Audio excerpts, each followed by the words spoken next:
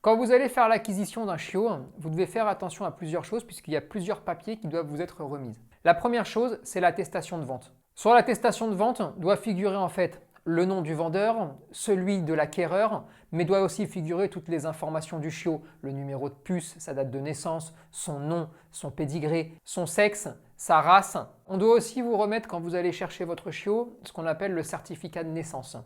Ce certificat de naissance, il est possible que l'éleveur ne l'ait pas encore reçu quand vous allez chercher votre chiot. Dans ces cas-là, il vous l'enverra dans les meilleurs délais dès qu'il le recevra. Il vous faut un certificat de bonne santé, émis la plupart du temps en fait, par le vétérinaire de l'éleveur, qui va passer examiner les chiots, ou en tout cas les chiots vont aller chez lui.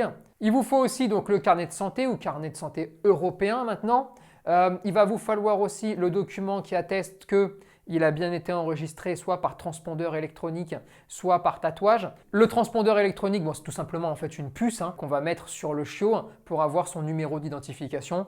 Il faut savoir que maintenant, on passe énormément par ce type d'identification et beaucoup moins par le tatouage, mais les deux sont encore en vigueur. Et il y a un petit volet qui va vous être remis, qui est en fait le volet de l'ICAD. C'est l'identification en fait au niveau national de votre chiot. Pour une adoption, c'est quasiment les mêmes papiers, à quelques petites différences près. La première différence, c'est donc évidemment pas un contrat de vente, mais ça va être un contrat d'adoption en fait qui va être fait. Et vous devez aussi avoir en fait la carte d'identification transférée au nom de l'adoptant. Donc voici tous les papiers que vous devez avoir si vous faites l'acquisition d'un chiot ou si vous récupérez un chien en refuge.